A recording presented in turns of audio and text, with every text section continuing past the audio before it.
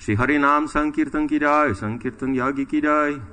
Divine Grace Bhaktivedanta Swami, Srila Prabhupada ki jai, ISKCON Guru Vrinda ki jai, Samaveta Bhakta Vrinda ki jai.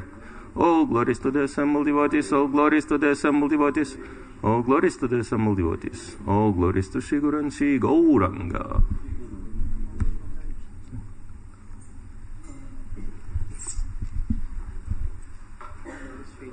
Thank you. You're playing redundant. That's amazing. First class.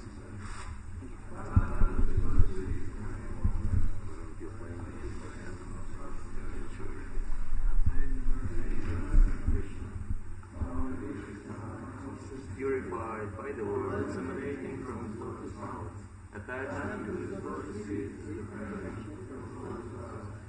He opens my dark eyes and fills my heart with transcendental knowledge. He is my Lord, Lord of the world. From him is present by him. Our spiritual masters, the ocean master, the Lord and Lord master, all master,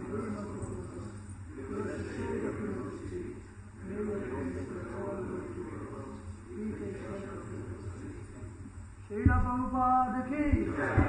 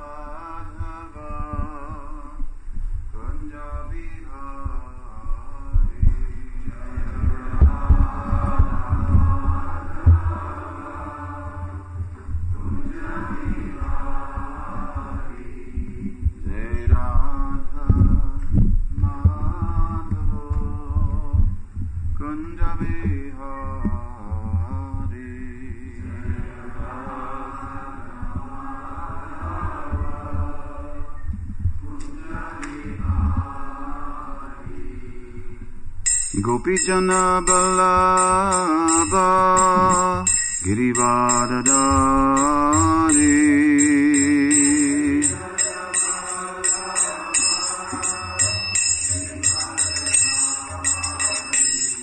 Gopijana Ballabha Girivardhari Vadadari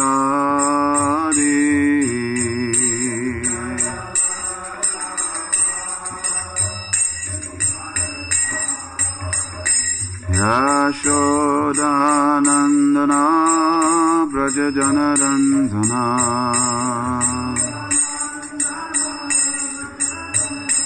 Yashodanandana Braja Janarandana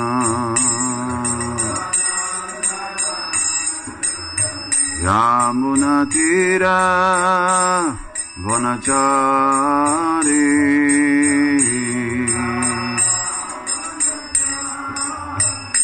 Yamunatira Vanachari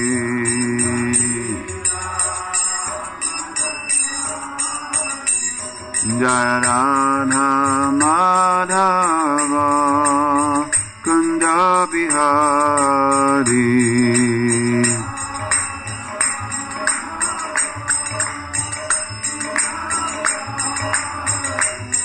Jaya Radha Madhava Kunda Bihari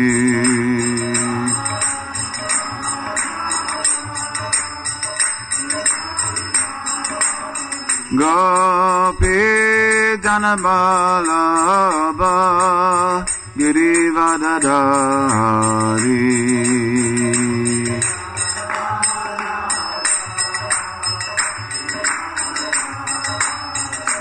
Gopi Janabalabha Girivadadari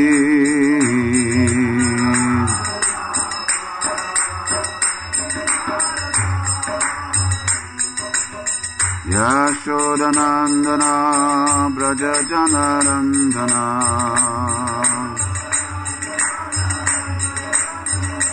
Yashodanandana Braja Janarandana Yamunatira Vanachari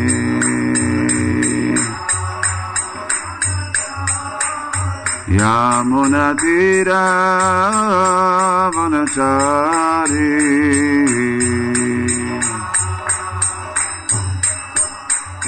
Jaya Radha Madhava Kunda Bihari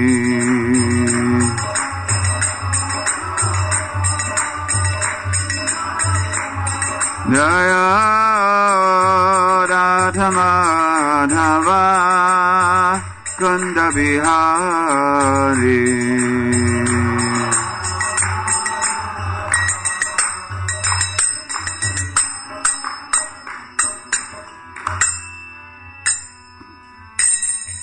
Jaya Om Vishnupada Paramahamsa Parivrajakacharya Sri Srimad His Divine Grace A.C. Bhaktivedanta Swami Srila Prabhupada Ki Jai Sri Chaitanya Charitamrita Ki Jai.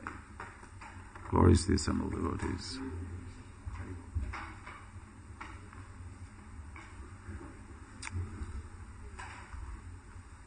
Well, it's good to see so many happy, smiling, new, fresh faces. What's the occasion? It can't just be because it's Saturday. What happened?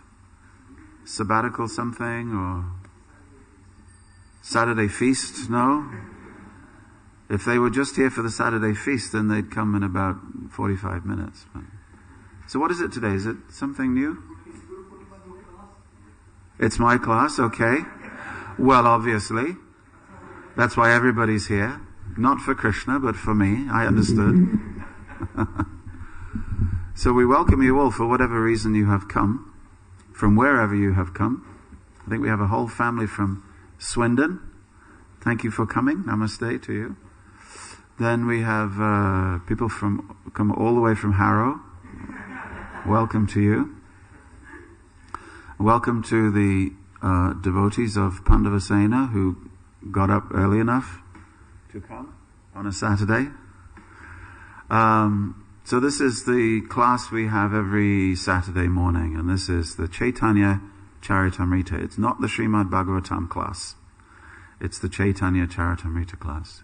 And we start the Chaitanya Charitamrita class with also the additional Jai Jai Sri Chaitanya Jaya Nityananda. That's the easy part. Jai Advaita Chandra Jaya Gora Bhaktavrinda. Jaya Jaya Sri Chaitanya Jaya Nityananda.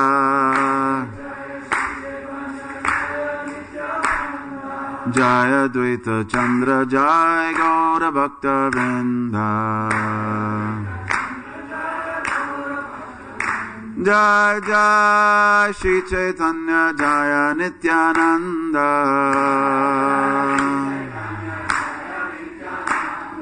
Jaya Advaita Chandra Jaya Gaura Bhakta Vrinda. Jaya Jaya Sri Chaitanya Jaya Nityananda. Jaya Advaita Chandra Jaya Gaura Bhakta Vrinda.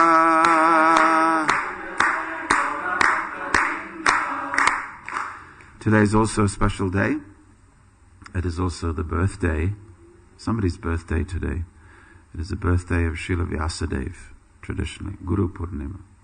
So for him, and also for Sanatan Goswami, whose Tirubhav, his disappearance day is today, we say the following mantra. Please place your hands together. I'll teach you a very special mantra. Okay.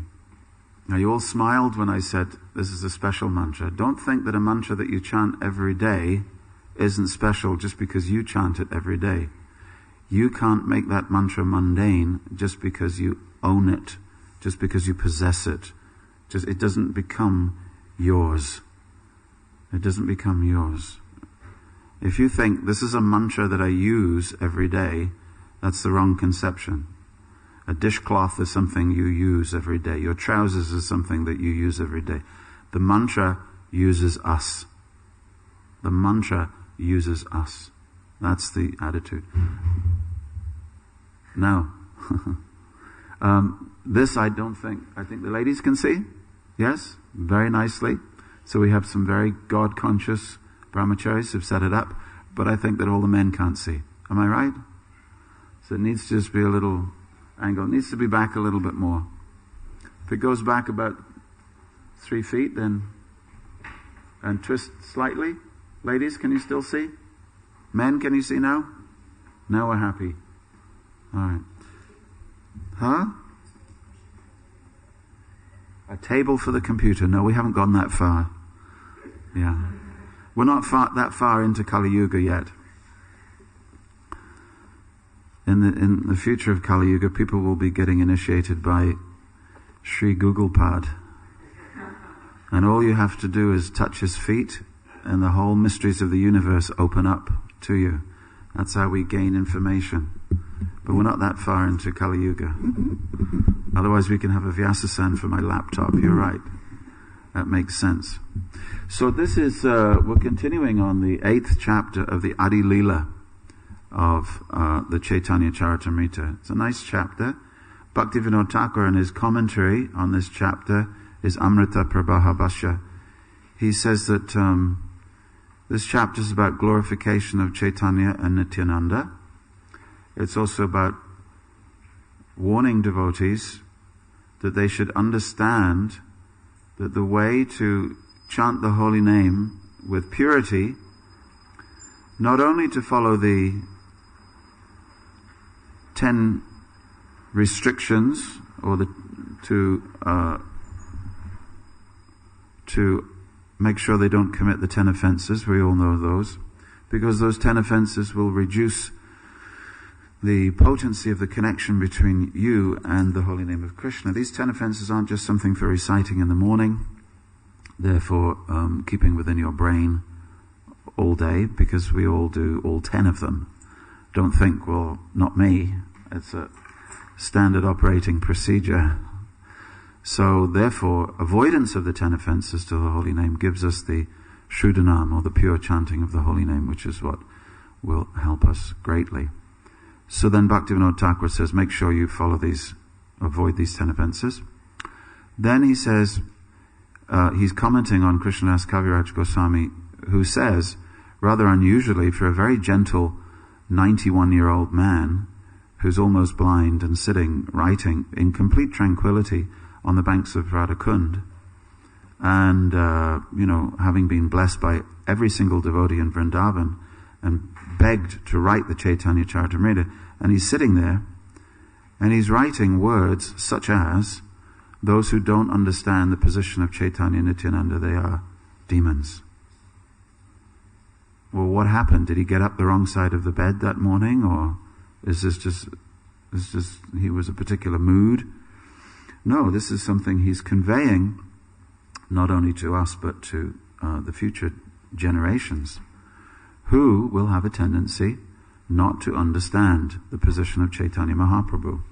And it's very easy not to do that, because it goes along with not understanding the position of the Guru. Anything that looks mundane, the mundane mind in mundane consciousness will automatically relegate that to being mundane. So, my Guru is just a human being. Chaitanya Mahaprabhu was a human being. Probably Krishna was a mythological figure who history has pumped up, a little bit more. Maybe there was two Krishnas, we don't know. One in Dwarka, one in Vrindavan, we don't know. Maybe Krishna never appeared at all.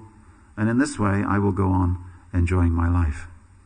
So these are the different arguments that come up. And in this chapter, Bhaktivinoda Thakur says, don't do that. Don't do that. Because if you do that, pretty much all is lost. If you allow these things to come in. And then he has a go at people who manifest the symptoms of, the different symptoms of ecstasy prematurely. He talks about them as well, because this is a common thing in the time of Bhaktivinoda Thakur. If it was a common thing in the time of Krishnadas Kaviraj Goswami, you can bet that he would have written about it. The whole thing is the Guru gives tattva, and he also gives virodhi tattva. Virodhi means the obstacles that lie in the path of you understanding the tattva. So if the Guru doesn't give you warnings, then he's not doing his job. Your job as a disciple is to learn. The Guru's job is to teach. And part of teaching is to tell you, do this, do this, do this. But his job is also, don't do this, don't do this, don't do this.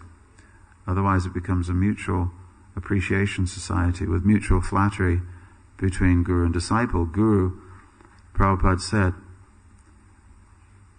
yes, reduce the volume in the corridor. People love to come to Bhaktivedanta Manor and socialize. So, if the Guru, his job is to, one time they said to Prabhupada, what is the difference between a book and the Guru? I can just pick up the book and read. Why do I need the Guru to tell me? He said, Prabhupada said, the Guru cannot do this. Prabhupada said that. The Guru cannot take you by the ear. This is the job of the Guru. He's not just an information box. He's not just a spiritual world tourist information guide. Could you tell me how to get to, second on the left, third on the right, and you'll be there. That's not the Guru's function. The Guru's function is to, yes, tell you that, but also help you along the way and make sure you don't make the mistakes that he absolutely knows that you're going to make. So he gives instruction, but then he also gives he works in the stupidity factor. And the stupidity factor is that don't do this, don't do this, don't do this, don't do this. Then there's well-balanced guidance. Okay, I'm already giving the class before we've got to the verse. So let us chant this verse. What number is it? 74? 78. Oh, joy. When I visited the temple, this is Krishnadas Kaviraj Goswami speaking about how he was empowered to write this book. When I visited the temple of Madan Mohan, you can say it with me just to stay awake. He's telling us here about a historical incident. Who's Gosai Das? Is he in the Parampara? Does he occur anywhere else in the Sri Chaitanya Charitamrita? No. But he just wants to tell you, on that particular day, Gosai Das was serving the deity. So he's putting us in context here, somewhere in the early 1600s. Okay? And he's saying, on that day I went to the temple, Gosai Das was serving the deities, and please listen, because this is what happened. Okay. This verse. Actually, Sri Chaitanya Charitamrita is not my writing, but the dictation of Sri Madan Mohan. My writing is like the repetition of a parrot. Purport. This should be the attitude of all devotees. When the Supreme Personality of Godhead recognizes a devotee, he gives him intelligence and dictates how he may go back home, back to Godhead. This is confirmed in Srimad Bhagavad Gita.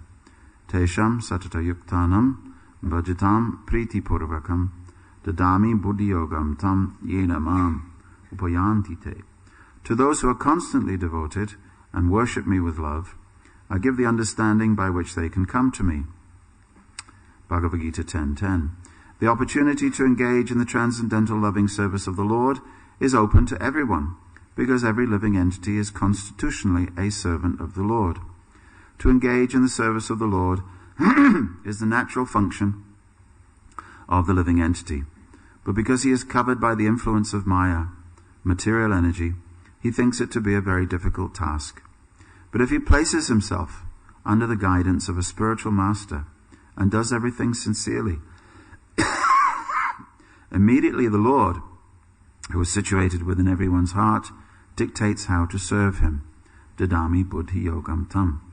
The Lord gives this direction, and thus the devotee's life becomes perfect. Whatever a pure devotee does is done by the dictation of the Supreme Lord. Thus it is confirmed by the author of Chaitanya Charitamrita that whatever he wrote was written under the direction of the Sri Madan Mohan deity. Oma Jnana Timirandasya Jnananjana Shalakaya Chakshur Unmilitam Jena Tasmai Shri Gurave Namaha.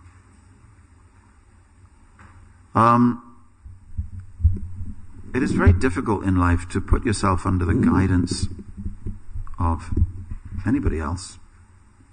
We don't tend to have those relationships very much in this world. They're very common in the East. They're very common in China, Japan, India, of course. But as soon as the more west you come, this type of relationship with a teacher who will correct you as your personal guide, you only really get that.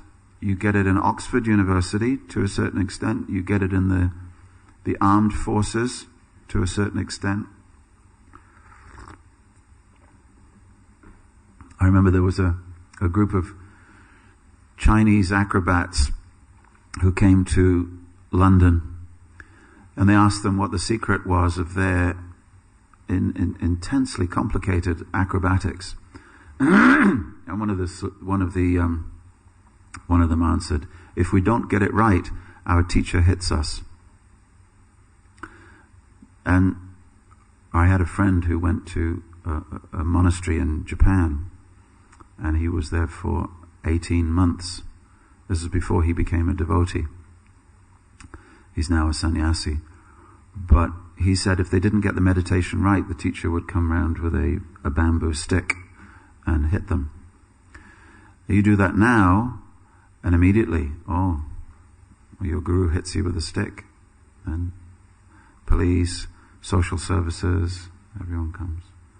Now, even the guru said something or looked at me the wrong way, then I think I've made the wrong choice. You see.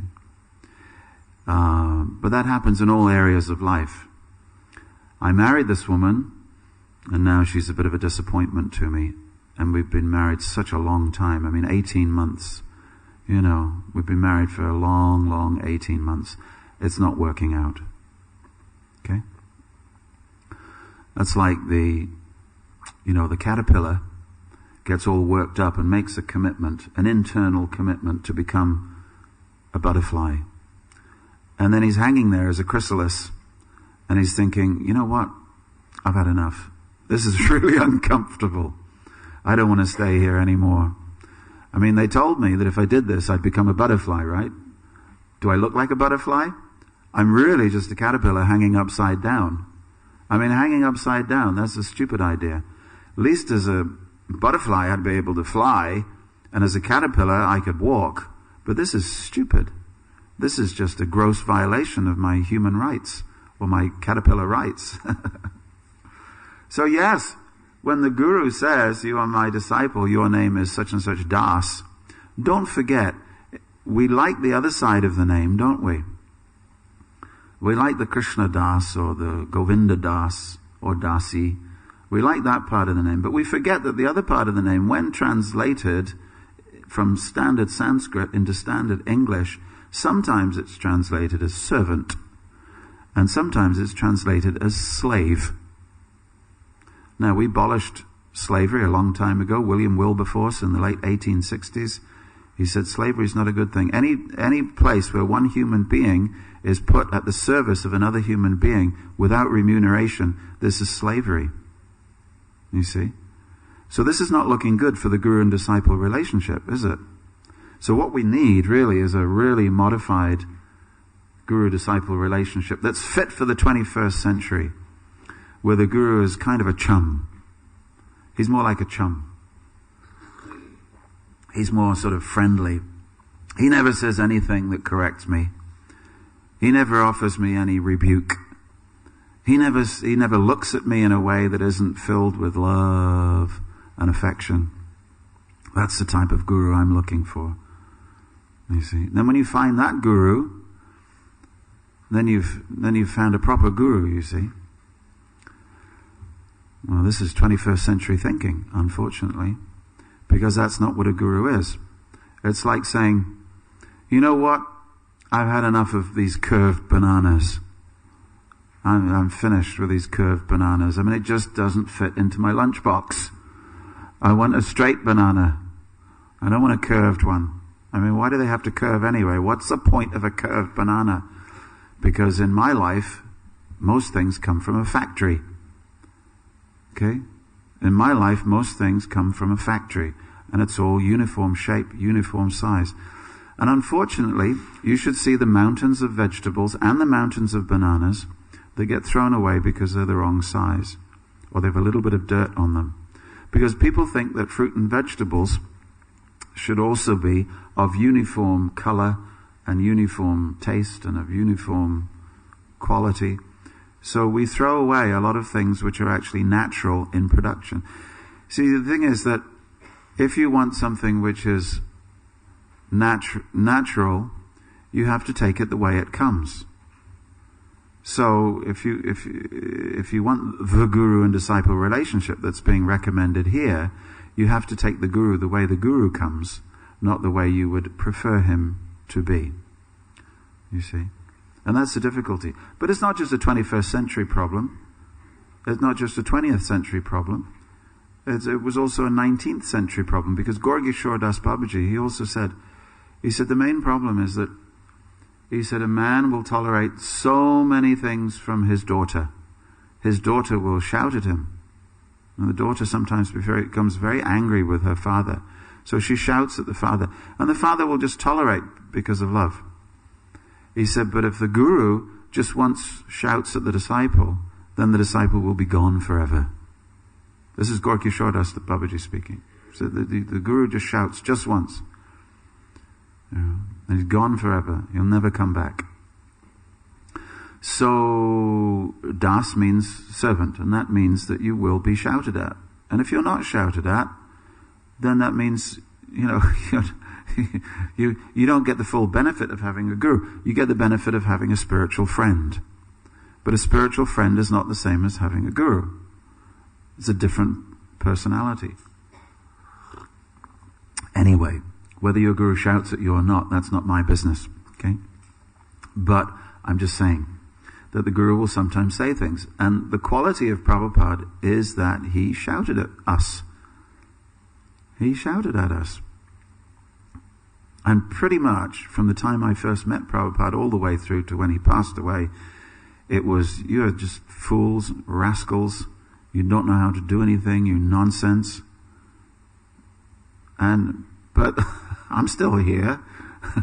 I'm still here. And a lot of the Prabhupada disciples who got shouted at like that, they're still here. Why? Because that's what we need. We actually need it. If you go to the doctor and you say to the doctor, you know, I've got a real problem, I've got this and that, and you describe the symptoms, and the doctor says, okay, would you like a cup of tea?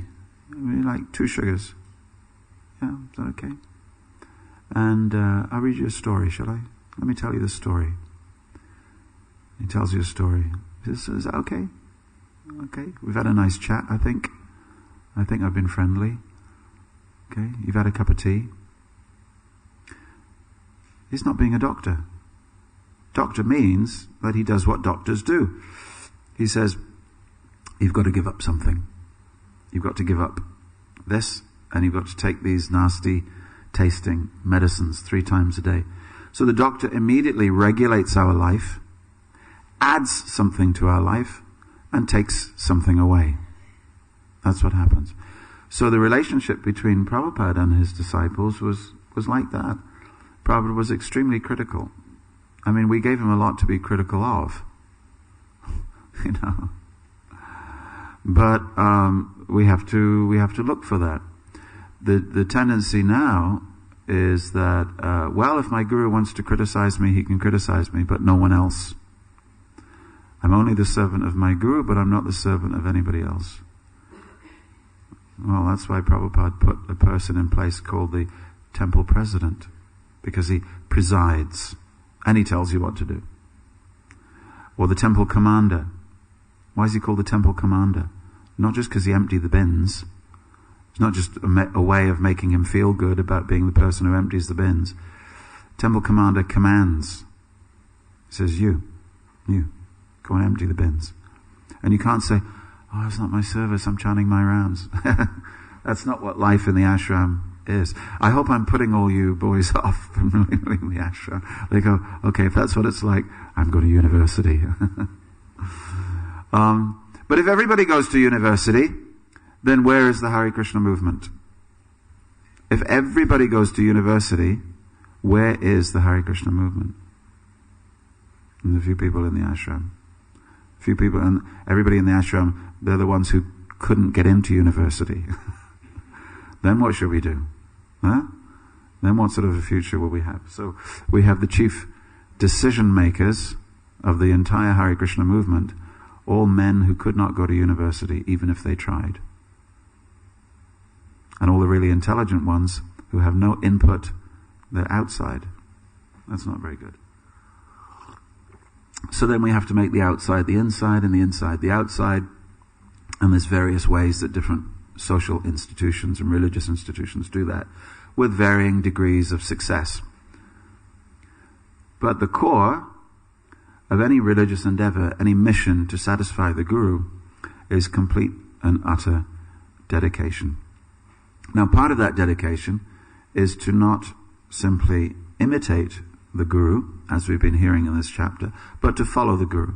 Imitating the guru is called anukaran, and following the guru is called anusharan. And Prabhupada tells a story of a Brahmin with 2 spoons. And Prabhupada gives the spoons names, Kushit and Kushu. And if you're Bengali, you know those, the 2 fish-shaped spoons, Kushit and Kushu. So you take these fish-shaped spoons and you do your puja down by the river. But this Brahmin was very influential, and when he went down to the Ganga, he took his 2 spoons. Then the very next day, he saw that all the other Brahmins had purchased identical spoons from the same shop.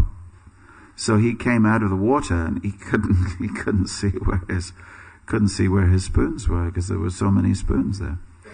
So then the next day when he went down to the water, he rolled 2 little balls of Ganges mud. And he said, if I put these two little balls in the 2 spoons, when I get out of the water, I'll know which are my spoons and which is all the other Brahmins.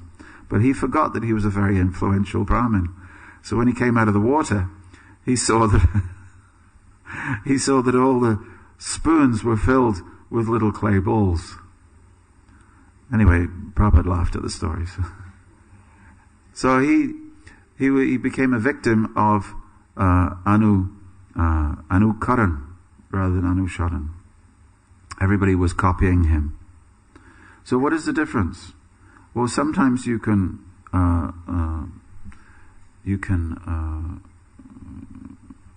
adopt the you can take inspiration to behave in a certain way from the way that the Guru behaved, but sometimes you cannot. The instructions are more important than the example in terms of how you do your own following. And so there are many warnings about trying to imitate the Guru rather than to follow his instructions. Imitation is always easier. To imitate an advanced person is easier than following an advanced person, because the first thing you have to do when you're following an advanced person is to admit to yourself and others that you're not advanced. So the general tendency that comes, Vishwanath Chakravarti Thakur says, is that the young student, the young disciple, will do what is known as utsaha mayi. Utsaha mayi means that it's the illusion of enthusiasm. He's so enthusiastic that he starts thinking that now I've understood everything. And then he understands a little bit more Taranga Rangini. He starts enjoying a little bit of what comes from the Guru's instructions, but then he thinks that he's understood everything. So normally a neophyte disciple keeps interrupting their spiritual life, and that leads to pain. Because when you interrupt your spiritual life, you become lax in your practices, and then something happens to force you back on track. But to be forced back on track either means that you develop a philosophy to excuse what you're doing, or you lose your taste and you become dry, and then the next thing you do is to remove yourself from the association of enthusiastic devotees because they're making you look unenthusiastic. So all these things are standard practices. They're kind of standard things that happen. So therefore the association of devotees, preferably ones who are more enthusiastic than you, preferably ones who say, hey, you're not, why are you doing that? Why aren't you doing that? That's not proper behavior. In life, you would not choose friends like that. In real life, you wouldn't hang out with friends who said, hey, why are you always coming here looking like that? You should do this. You should wear tilak. You should dress like this. You shouldn't, grow your hair like this. You should do this. Why aren't you doing this? Why aren't you doing that? You wouldn't choose those sort of friends. But in spiritual life, if you choose those sort of friends, you get the benefit of being kept on track. It's quite simple. But that requires an inner commitment to do that. It requires a little austerity to do that, a little tapasya. But the results are that you make progress. One time Gaura Das Babaji was sitting by the river chanting, and a man set up just down the river bank from him, and he dressed like him, he looked like him, he had the same demeanor as him, and he looked at him and he thought, this man is actually copying me. And later on, when the man went away, Gaura Das Babaji said, he said, yes, if a woman goes into a hospital and she starts making the sounds of labor, that she's delivering a baby, but she's not even pregnant, he said, this is a form of madness. He said, so similarly, if a man comes and he wants to make the sounds and the behavior of a man who's in love with God, but he hasn't actually developed that far, this is a form of madness. So jumping ahead, even in the Christian church, they have something called antinomianism, which means it's a sort of understanding that you've gone so far ahead, being blessed by God, that now you don't have to follow the rules. And when C.S. Lewis wrote about that, he says it's the point at which your imagination exceeds your obedience. First comes obedience. Don't imagine things. Don't imagine things and don't make stuff up. That's a pretty good rule. So then Bhaktivinoda Thakur said, yes, it's like a green mango. He said, the green mango, it's green, but it is a mango. But there's no sugar. It's not sweet. He said, so we all have a relationship with God, but it's not yet ripe. He said, if you pick the green mango and eat it, you'll just get a mouthful of bitterness. So there's a time. There's a time. Which means you have to do sadhana bhakti, and then you'll experience the sweetness. You see? And then when that sweetness is there, then all kinds of things can happen. You see? But one of the difficulties of being a movement like ours, which preaches to so many people, is that you get huge masses of people who sometimes make things up. And sometimes there's movements within the movement. You know, you have a movement is like a river, but sometimes you'll get a swirl or a whirlpool or, you know, a little diverted channel.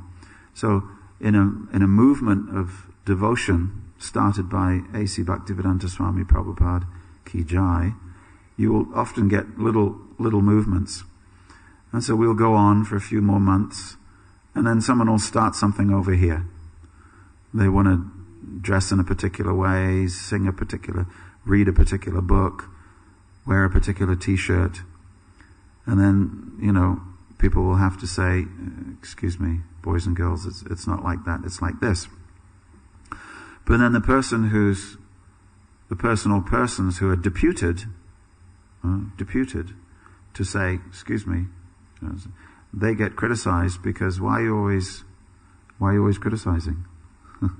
It's not your position. Well, it is their position to criticize. Someone's got to say this is incorrect. Someone's got to say it. But whoever says it gets labeled as being restrictive, conservative, out of touch with the realities of life, out of touch, usually they're old, out of touch with young people. You see? So it's a problem. But it's a perennial problem, and it's not just our problem, it's everybody's problem, because it's a human problem. But in this particular chapter, Bhaktivinoda Thakur is bringing that out. However, we also have the results of going through that stage and coming to the conclusion. And the results of coming to the conclusion, as the Sri Ishopanishad Mantra 6 says, Yastu sarvani bhutani atmani eva nupashyati sarva bhuteshu chatmanam tato na vijagupsate. Wonderful book, Sri Ishopanishad. It says that for that person who sees everything in relation to God, you see, who sees God in everything and everything connected to God, that person can never hate anyone. There's turn on the news any night this week, and it's just about mutual hatred. This one throwing rockets at this one throwing rockets at that one. Okay. Just in this one verse is the solution to peace. Peace in the Middle East, peace in the Far East, peace in the Middle West, peace in the Far West. The peace is to actually come into the presence of God. Because when you actually come into the presence of God, not just your mental conception of God, because your mental conception of God is firmly stuck in the mode of ignorance, passion, or maybe a little bit of goodness. But as soon as you're in the upper reaches of goodness, you will start loving people. Guaranteed. You will start seeing people with the eyes of love. You can't help it. Because the closer you get to God, it's like, I have a fire in my house. The closer I get to the fire, the warmer I get. I don't have to do anything to make the sweat come off my brow. I just have to get a little bit closer to the fire, and that happens automatically. I become red in the face, and the sweat comes. I'm not artificially becoming flushed. I'm not artificially manifesting sweat. So the pure devotee is not artificially manifesting shivers and manifesting tears. He's doing it because he's getting close to the source of all love. So he's feeling that. So what happens is that then you start loving everybody because, yes, tu sarvani bhutani. Sarvani bhutani. Every living being. Whether they're wearing a turban or whether they're wearing a kippah or whether they're wearing whatever they're wearing, whatever shape building they worship in, sarva bhutani. Yes, tu sarvani bhutani. You see them as part and parcel of the Supreme Lord. And therefore you can't even think of hurting them. So therefore, one who comes close to Krishna is automatically graced by Krishna. And things start happening. But can we expect something like that in our life? It's all very well, Kripamoya, you're making me a bit miserable because you talked about pure devotional service and how someone's going to shout at me for the next 20 years until I get a bit purified. Well, no, it's not quite like that. And a lot of people will love you because if you hang out with the right devotees, they will give you great affection. But here's the thing. Be prepared for someone to correct you. And make it easy on yourself. The more you're open for correction, the more you will walk on the path to Krishna. It's easy. That's what it means to walk the path of a disciple. It doesn't really matter whether you're initiated and you've got the Das name or the Govinda name or this or that. That's just one. It's like a milestone along that path. But the path is the same for everybody. That's the bad news. Initiated, non-initiated, second, first, this one, that one. It doesn't really matter. The path is the same for everyone. You're on Krishna's path now. And it will be difficult to get off. So make life easy. Life will be easy if you say, my dear Lord, okay, here I am. Last lifetime, I really screwed up. That's why I'm here. Next lifetime, I don't even know about that one. But this life, okay, avasya rakshibe Krishna. From this point onwards, you look after me. And see what happens. So here's Krishnadas Kaviraj Goswami, and he's going and he's being graced by the deities. I've heard of people going in front of the deities and just making that one prayer. Please help. I really, really need your help. And Krishna reciprocates. Krishna can't fail to reciprocate. He loves his devotees. And he's looking for an excuse. He's looking for what they call a upaya. He's looking for an excuse. This is what they say in the Sri Vaishnavas. They say that Krishna wants to give you everything, but he's looking for an excuse. Your devotion to him is not the reason. Your service to him and your prayer to him is not the reason why he blesses you. Because that would be that you could make God do something for you. You can't. You can't pray in any way that would make Krishna bless you. You can't do any level of devotional service that would force Krishna to do something for you. But Krishna uses your prayer, uses your service as an excuse. Give it to him. I wanted to give it to him anyway, but now this is how I reciprocate. Somebody was telling me of a middle-aged Jewish gentleman who lived on a kibbutz. It's a farm, a communal farm in Israel, of course. And he came to, somehow the devotees, he was a friend of a friend of a friend of a devotee. And he came, and he'd never seen deities before of any kind. And he came to Vrindavan, and the curtains opened, and he saw Krishna and Balaram. This is someone who was in his 40s. And he said that, internally, I must have been prepared, or I must have made a prayer to my God. So he was making a prayer to the Jewish God that he wouldn't be, that this would be some kind of experience that would help him. Anyway, it turns out that the Jewish God is also the Krishna God, and when the curtains opened, he just couldn't stop crying. He was just weeping, and it was a total transformation. And he came away from the deity darshan, and he said, I just don't know what happened. What just happened to me? And of course now he's a, devotee just like us. And total transformation. There was another devotee who was, it was also Vrindavan actually. It's another Vrindavan story. He came all the way from New York. He was a devotee who was, in New York there's a group of devotees who make donuts, the donut plant. And early on in the history of the donut plant, because he was always looking for recipes, newer and newer recipes. So he came in front of the deities, and as he was praying to Krishna and Balaram, he saw a recipe. He saw a recipe. I mean, different people see different things when they come in front of the deities. He saw a recipe. And then he came away from the darshan extremely excited, because he came away and wrote it down. He wrote it down, and when he went back home to New York, that became his big selling recipe. And just people were queuing up, and they haven't stopped queuing up ever since. So he got what he wanted. He got what he wanted from Krishna, and that was Krishna's personally reciprocating with him in an act of creation.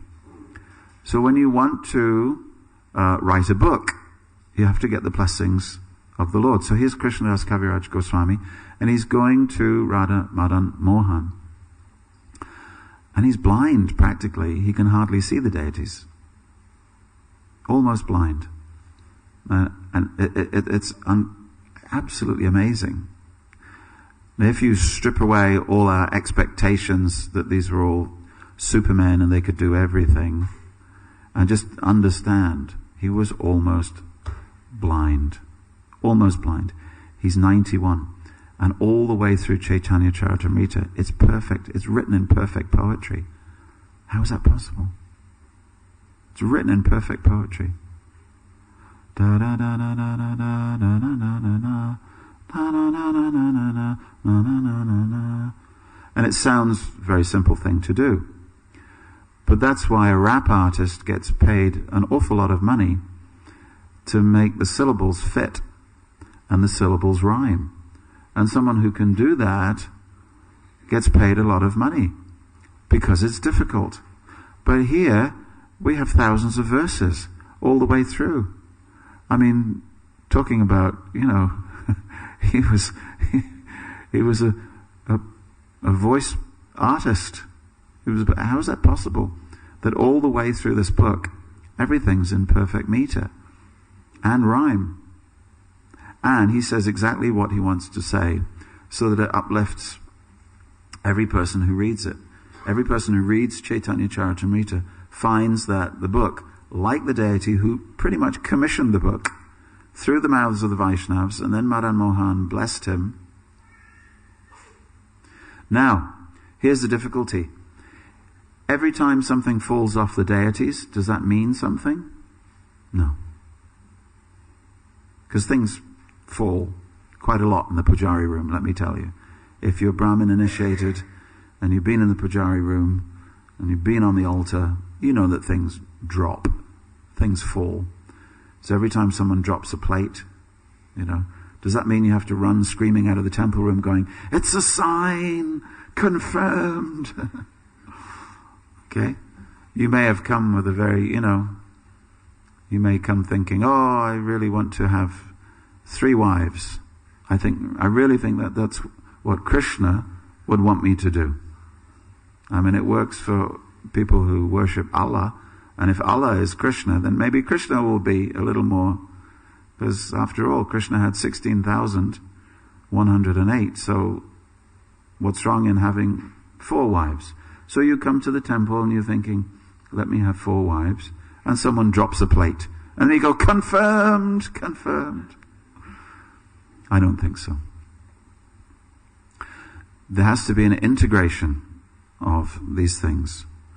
You have to have a prayer that is pretty much a pure devotional prayer. Someone came in front of Prabhupada one time and he said, Prabhupada, I'd like to have a second wife. And Prabhupada said, so you want to have a second wife? He said, yes. And I took all your instructions out of your books. And what he'd done, he'd gone to Srila Prabhupada's books and he'd taken everywhere where there was a reference to having more than one wife from ancient Vedic culture. And he'd written it all out and he typed it all up. And he brought every single quote where Prabhupada said something about having, more than one wife. And then he put it on the desk in front of Prabhupada. And Prabhupada just looked at him and he said, this is how you want to use my books? In other words, you want to go all through my books and take out the bits that you like and present me with a paper that tells me what I'm saying? And then, of course, Prabhupada became slightly, shall we say, corrective. He administered him some corrective guidance, which, strange as it may sound, did not involve him marrying more than one wife. So pretty much, if it's a self-motivated desire, yes, akama sarvakamo va moksha kama udaridi. Whether you're filled with material desires, please pray to Radha Madan Mohan. That's good too. If you have no desires, pray to Radha Madan Mohan. But especially if you have a desire to purely serve the Lord and to serve the Vaishnava community by embarking on a project like the writing of a biography of Chaitanya Mahaprabhu, if you have that scale of a project, then you pray to the Lord. You pray to the Lord. And if then you see a sign, the sign will come, you will see the sign, and other people will see the sign at the same time. And these are all confirmations. You get the blessings of the Vaishnavas, who are the agents of the Lord. You get the blessing from the Lord. You get inner confirmation that the sign matches your desire. So in this way you can check whether what you want to accomplish is blessed by Krishna. And also the Guru himself, who's a representative of Krishna, has asked you. So for those people who are not devoted, who are no longer able to ask Srila Prabhupada, then they have to be doubly, triply cautious. But this is the way that he's explaining that inspiration and blessings came to him, Krishnadas Kaviraj Goswami. And as a result, in 1616 or thereabouts, we have the Chaitanya Charitamrita, which is really the cream of the cream of the cream of the cream of Vedanta.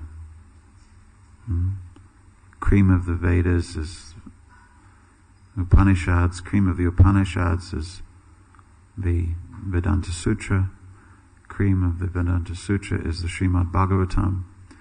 And the cream of the teachings of the Srimad Bhagavatam appears in the Chaitanya Charitamrita. So we're extremely fortunate to have this book. Someone asked me the other day, why did Prabhupada ask his disciples to go out to airports and sell Chaitanya Charitamrita if it was the postgraduate study of love of God? And I said, because if he hadn't done that, we wouldn't be able to even find a copy right now.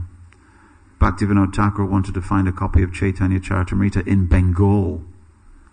There wasn't even one. He had to go to Orissa. So in the very place where Chaitanya Mahaprabhu appeared, there was no Chaitanya Charitamrita. So if Prabhupada had said to us, actually these are really esoteric books, I don't think they should be distributed to the public, they wouldn't have been in print. So Prabhupada did what he did. So Chaitanya Charitamrita is extremely important as the Srimad Bhagavatam. Right. Thank you very much. Hare Krishna. And thank you for listening so patiently. I hope I haven't put you off. Srila Prabhupada ki jai. Chaitanya Charitamrita ki jai.